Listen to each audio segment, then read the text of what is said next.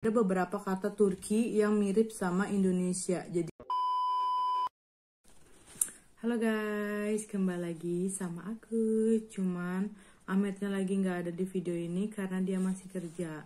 Video kali ini aku mau buat sedikit tips gimana sih belajar bahasa Turki secara otodidak kayak aku. So, kita langsung aja. Banyak nih pertanyaan, Kak, kok bisa sih belajar bahasa Turki? Padahal kan bahasa Turki itu susah. Jadi tuh guys, aku sebenarnya juga nggak ada niat mau belajar bahasa Turki, nggak ada kepikiran bakal bisa bahasa Turki. Aku bisa bahasa Turki karena terbiasa, karena terpaksa, akhirnya terbiasa. Karena Ahmed, kalian tahu dia nggak terlalu bisa bahasa Inggris, nggak terlalu bisa juga bahasa Indonesia. Karena kami, pernikahan kami, bahasa kami sehari-hari 90% itu bahasa Turki, 8%-nya bahasa Inggris, ya bahasa Indonesia cuma 2% aja. Jadi dia cuma tahu beberapa kata-kata aja untuk Inggris dan Indonesia. Jadi kami cari bahasa ketiga yang gimana cara kita buat komunikasi sehari-harinya. Akhirnya karena aku nggak bisa maksain dia juga, karena emang dari dianya juga susah untuk belajar karena di sininya udah dari dulunya terlalu membiasakan bahasa mereka, kayak film-film Turki ataupun lagu-lagu Turki yang ada di TV atau lagi ada di mana, ada di internet. Itu tuh mereka semua dubbing, kayak film Hollywood atau film luar itu semua di dubbing. Jadi kayak itu membuat mereka terbiasa pakai bahasa Turki. Jadi kayak mereka mau belajar bahasa lain itu susah. Jadi akhirnya aku coba belajar bahasa Turki. Jadi ada juga yang nanya, terus kok bisa Kak, gimana caranya? Pakai aplikasi kah, atau les kah, atau privat kah, atau belajar online kah, atau gimana gitu. Aku nggak guys, aku otodidak, aku otodidak karena aku tuh tipe orang yang kalau belajarnya tuh kayak privat atau les atau apalah itu yang dikasih nanti tugas yang harus kayak besok tuh tugasnya ini ya, kalian harus paham gitu-gitu. Nah aku tipe yang nggak bisa kayak gitu. Aku malah nggak masuk di otak aku malah jadi kepikiran, jadi stres, akhirnya itu nggak bisa masuk di otak aku. Jadi aku tipe yang belajarnya aku maunya enjoy gitu. Jadi aku kayak nonton film, dengerin lagunya Turki, pokoknya apapun yang berbau hal tentang Turki tapi ada subtitle Indonesianya.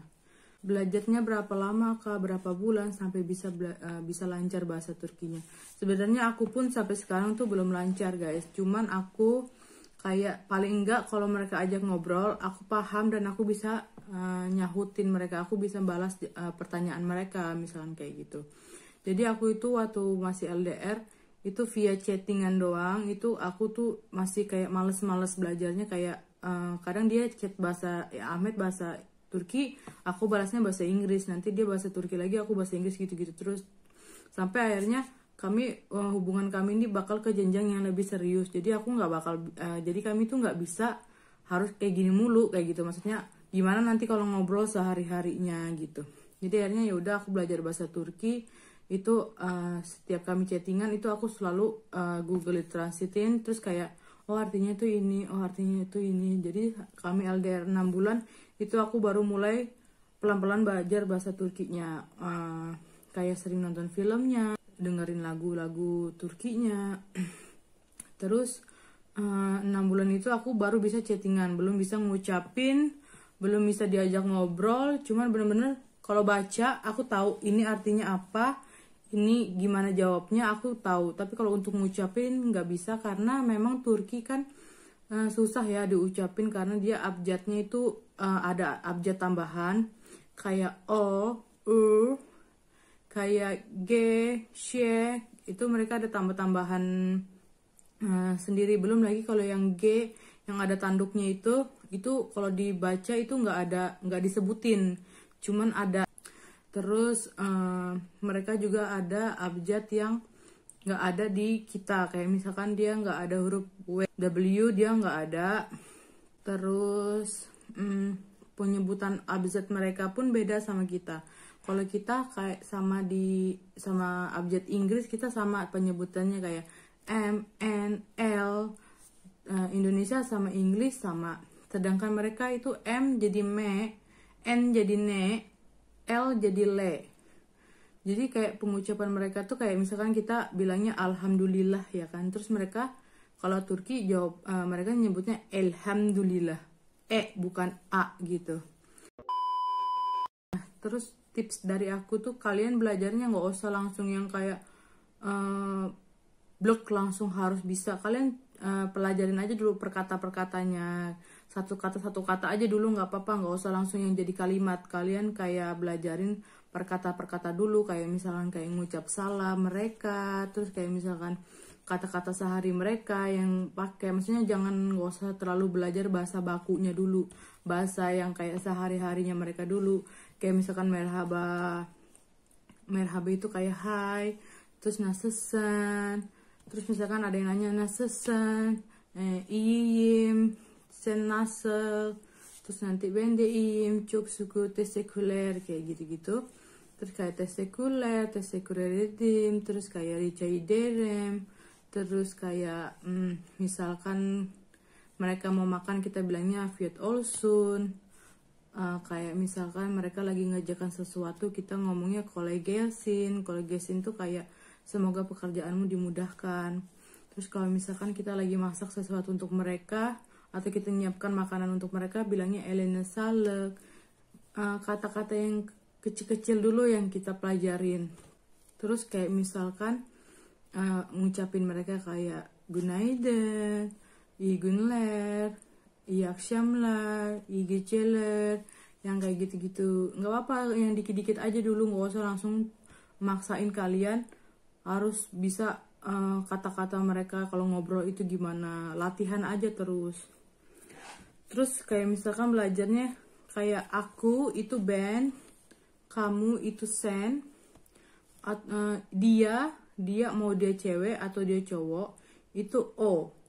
Kalau misalkan Inggris kan kayak he untuk cowok, she untuk cewek. Nah tapi kalau mereka cuma satu O.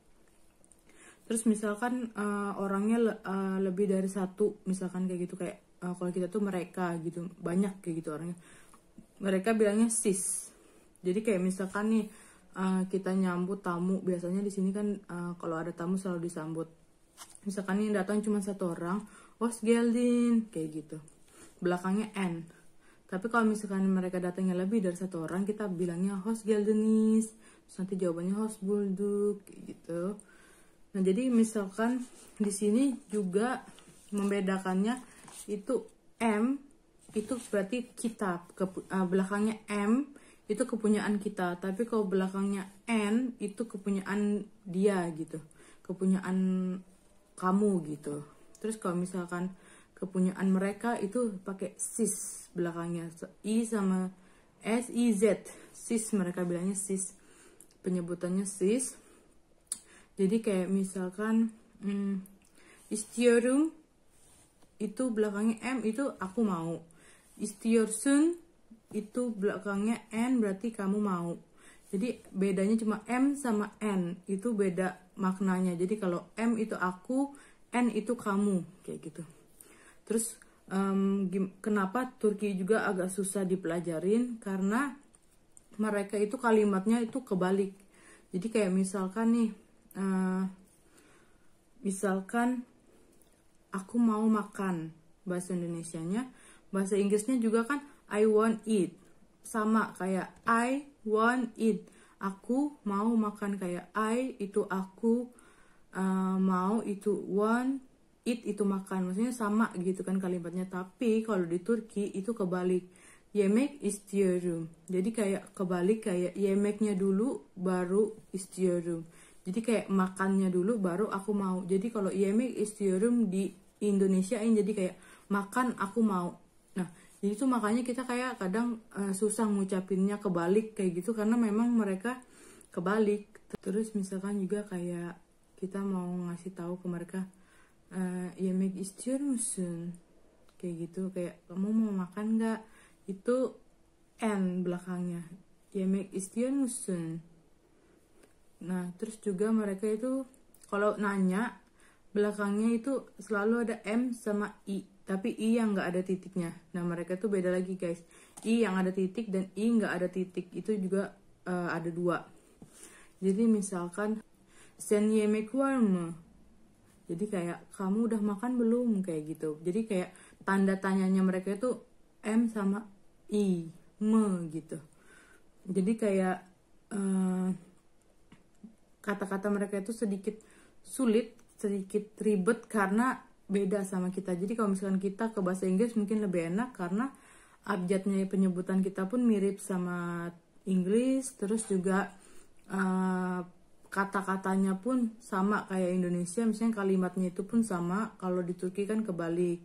Nah jadi kayak misalkan aku pun sampai sekarang kayak masih nggak langsung kayak tersambung-sambung, masih kayak kadang perkata juga aku ngobrolnya sama Ahmed, cuman karena Ahmed udah paham sama aku, keluarganya Ahmed juga udah paham walaupun aku ngomongnya belum bener, tapi mereka udah paham apa yang aku ngomongin.